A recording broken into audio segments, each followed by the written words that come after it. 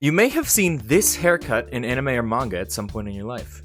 You may have just glossed over it, how dare you, by the way, but have you ever stopped to think about it? Compared to some of the more ostentatious hairstyles you'll find in anime, this straight black hair looks like something you might actually see on the streets of Japan. This hairstyle is called the Hime Cut. Where did it come from? What sorts of character traits does it imply? What are some characters that sport it? What does it all mean? Let me answer those questions for you. Let's start simple. What does hime mean? The literal translation of the word in Japanese is princess, or a young lady of noble birth.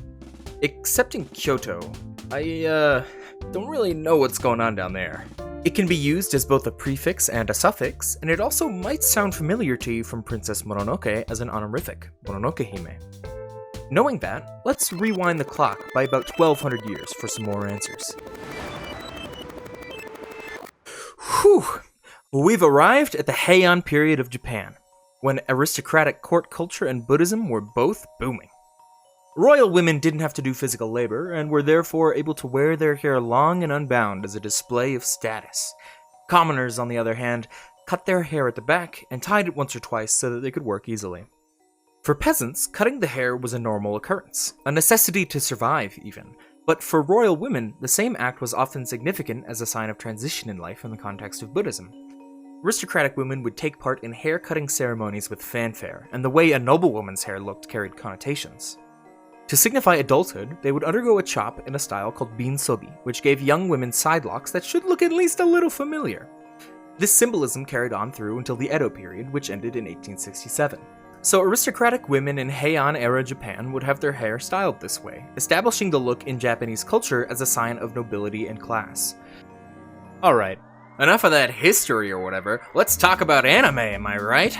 You might notice some certain trends with characters wearing the Hime Cut. First, most of them are young women. This makes sense, given that the style originated from young noblewomen, so a lot of these characters are in high school, college, their first job, or somewhere around that age. Another relevant correlation is the line between the concept of Yamato Nadeshiko and the Hime Cut. The term Yamato Nadeshiko, or Yamato Nadeshiko if you're this character, is used to describe the ideal Japanese woman. One who acts delicately, gracefully, politely, and subserviently. Hime Cut havers in anime and manga often embody these traits, particularly those of politeness, maturity, and grace. Some examples of other characteristics that Hime Cut characters embody are intelligence, being high class, which of course draws from Heian-era royalty as we've discussed, and purity and innocence. In addition to these commonly seen personality traits, there are other setting and background characteristics that merit discussion. Sometimes a Hime Cut haver will be in a notable position of power over other characters, often as the student council or club president in the context of a school. Kill la Kill actually mocks the student council president trope here by placing Satsuki as an authoritarian dictator in complete control of Honoji Academy and its surrounding area. I'll talk more about this in a moment. Traditional Japanese aesthetics are also often paired with the Hime Cut, showing again how the concept of Yamato Nadeshiko and the style are interrelated. The ideal Nadeshiko woman is non-westernized and is wholly Japanese, which the traditional Japanese look helps emphasize. A final trend that I've noticed but haven't seen mentioned anywhere follows from Hime Cut girls combining these traits and embodying the notion of the ideal girl. They showcase the perfect young woman, a superstar at school, popular with everyone, attractive, mature, living the ideal life. Yet they will have few or even zero friends, a complete socially awkward loner who has trouble forming natural human connections despite how perfect their life seems. Kinda like me. It's a broad character trope I'll call the perfect loner for now. I say loner, but this doesn't mean they're completely friendless, more so that their expected friend value given their popularity is far lower than what you might see in a normal person. I've categorized the modern Hime Cut as seen in anime and manga into two primary styles with two offshoot categories.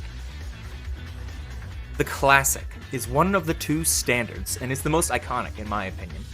It features long, straight, black or dark hair, clean, straight bangs across the forehead above the eyes, and sharp, angular side locks that stop before the chin. Here are some characters that represent the classic.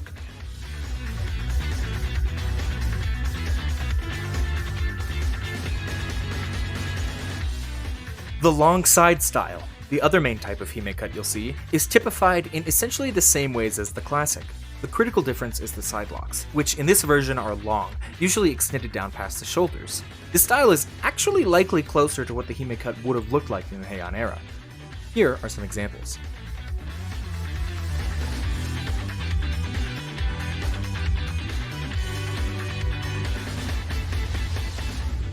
So those are the two primary divisions of the Hime Cut, according to me. There are then two related but slightly different categories with broader definitions. First, the non-traditional style, which I define as mostly like the Hime Cut but with something slightly different that sets it apart. These characters still fit the Hime Cut archetype, but the uniqueness of their hairstyles sets them apart visually, if even just a bit. By a hair, if you will.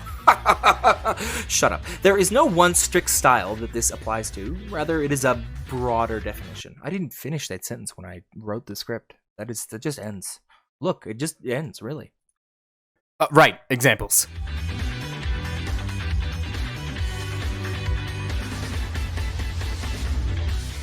The final related category is even broader than the non-traditional, though it too is defined by its divergence. This category is for women whose styles, characters, and personalities share some relation to the Hime Cut, but are ultimately too different to define as a Hime Cut. I refer to this as Hime adjacent. It's been a bit longer than a moment, but let's delve deeper into that point about student council presidents and power from earlier. This ties into the point about intelligence as well. High academic achievers in school are also the type, generally, to join the student council. In Japanese schools, at least in anime, students are publicly ranked based on their exam scores and academic performance. A sort of intellectual aristocracy then emerges, where instead of direct wealth, students in school exist in a caste based on intelligence. The high class inhabited by the Hime Cut havers of the Heian era is communicated through either their academic rank, a literal position in power over their peers on the student council, or both. This is the caste system which Kill la Kill takes to the extreme. I also want to elaborate on why the perfect loner exists. Why aren't these high-class, popular, dignified, perfect women allowed to remain completely perfect? First, the addition of flaws and quirks is crucial for making these characters interesting. A flawless character is just boring. An easy way to unperfect a high-class, beautiful character is to shelter them, isolate them, and make them lonely, the extreme of which is seen in Komi-san. Social anxiety and trouble making friends make these characters more relatable as well. Second, I think their quirks give these characters a kind of gap moe appeal, in a modern anime context making these bishoujo more attractive through the contradiction between their actions and their appearance.